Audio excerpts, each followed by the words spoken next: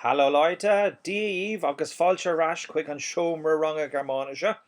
Tásúla gom go bhfuil si bhar fad cearcalóir agus go bhfuil si bheith glanúnta na tróracha atá fáil ón HSE agus ón rialtas agus nach bhfuil si bheith dul amach I grúpaí olmhór agus ag crucha timpeall lena chéile.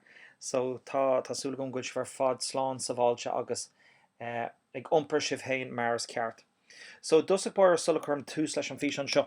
Bhí cúpla sibh deagmhálum ag rá go bhfuil faiban a gcuibh leis an OneNote. So, táim just ag rálibh, má tá faiba gut leis an OneNote. An bhís leat a bheith cínte go bhfuil tú tréis syncing a dhéana air. Go léithúil in á rire. Mar nuair a chur na múnseoirí rudí nua isteach, orintanta ní déanann sé an sync as a stúm féin, so caithfidh tú brú ar sync leis an app é hain nó leis an filtán Germánaise. Ach muna bhfuil sé ag obair. Is féidir leh cínse dul isteach ar líne, tá mis ag úsáid Firefox, is féidir leat dul isteach ar Chrome nó Safari nó pe browser atá agat, agus logáil isteach a dhéana le a cúntas 365. Muna féidir le teacht ar sin, just take go GC Rachran .ie agus feici sibh an seo go bhfuil an nasc hail sa cúne, so sin ifig 365. So nílam go brú ar sin tuiscúil mé legáilta isteach hena féin agus an sin just oscláiste sin. So is féidir leat sinú isteach an sin agus nuair tagann sé sin suas bei rogha agat chun cúpla rud idir na appanna ar fad.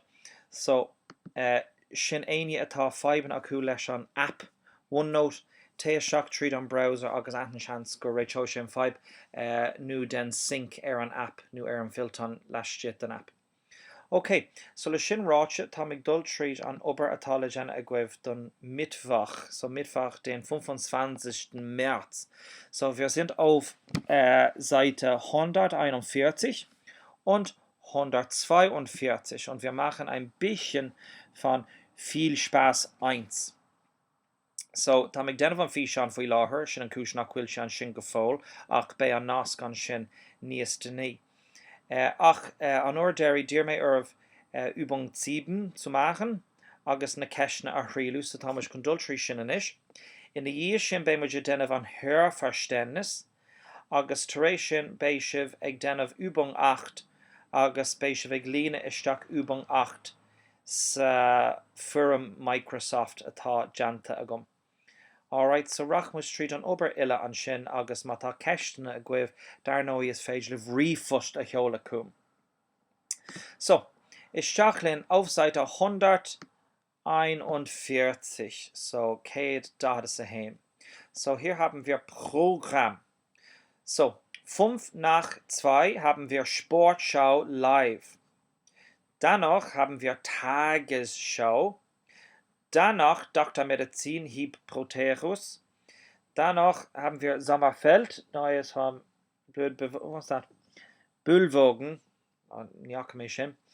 Das Wetter im ersten und danach Ziehung der Lottozahlen. So tamuj glurg chlor atá gramver, tamuj glurg an nucht, tamuj glurg an chlorfásnéise aimsre, agus tamuj glurg chlor sport. So an tógadh sibh second inis, brú ar pás agus líana isteach an tam atá sían na chlórna sin ile agus rachamúid tríd na freigraí in ír. So déine sin inis. Ok, agus fáilte ras. So, an céad ceann rud ag an granver. So támuid ag lurg rud atá granver. So, cad atá gwen? Well, má feicimid an seo, wir haben ein Komodie. So, das ist Granver. So, tásúla gom gur scríobh sibh 1635 isteach ag gcóir sin. An sin tá an focail don nuacht ag tastal wein. So, muna bhfuil an focail seo a gcuibh bí cínse nóta a ghlacadé, ach an nuacht sin Nachrichten, sin an nuacht. So, Tagesschau sin Nachrichten. Ok, in íos sin tá an chlór an réomhváisnéise aimsre. So an sin wir haben das Wetter. Okay, so sin an aimsre und Wetterbericht sin an chlorfásnéise. Agus Nummer 4 Chlór Sport, well, Thomas Fogele, Sportschau Live. So, wir haben hier Sportschau Live. So, Tassul, gum geschrieben schiv, 14.5. Okay, mas schiv, de enie a for caharas a caharan shim. Inish, kai shiv dul arai quig on herfashtennis. So, matasheg ober the iPad is féidir lat brew pause anish, nu brew haram piece of sho. Agus éisteach le sin an iPad, nu muna bhfuil sé gobar the iPad Rocky Maid tríd an piece of shut live anish. So, ceist a hain, cén 6 chlór na telefíse a fecin torsan Céir an chlór telefíse is fearr leis. Cén lá nu léithanta atá an chlór sin siúl. Agus cén chlór is dói. So, camuid éisteach amach gur na chlór na telefíse Germánische. So, éis le sin anish leverdol. CD 2, Track 19. Thorsten, ich finde Zeichentrickfilme und Komödien toll. Die Simpsons ist meine Lieblingssendung. Sie kommt jeden Tag um 18 Uhr auf Pro7. Homer ist sehr lustig. Okay. So, anish fragan na ceshna, agus nuair tá tú ré tarrash cúm agus rockmas tríd na fragri. So, fragan na ceshna, brew pause anish agus tarrash cúm. Okay, so éisteomas le sin. CD 2, Track 19. Sinéasca. Thorsten, ich finde Zeichentrickfilme und Komödien toll. Ich finde Zeichentrickfilme. So, tá sé ingrá le cartoon und Komödie chlór na granvra. Die Simpsons ist meine Lieblingssendung. Okay, so eine Lieblingssendung ist die Simpsons. Sie kommt jeden Tag um 18 Uhr auf Pro7. Jeden Tag um 18 Uhr. So, gach lá ag a séclog Pro 7. Sin PRO 7. So sin an RTE dun Garman, so Pro 7. So mashiv dam rud ag raibh sin I gceart a gcuibh. Okay, so bugam muid rai. Oopsie daisy. Agus tá sé léim tarm. Now, anish fech na daoine seo a leanas, 1, 2, 3, 4, 5, 6, 1, 2, 3, 4, 5, 5, 6. Agus tá na nanamnacha howlan seo. Anish caithí sibh dul ins internet, agus caithí sibh fáil amach cadas anam dóibh ila.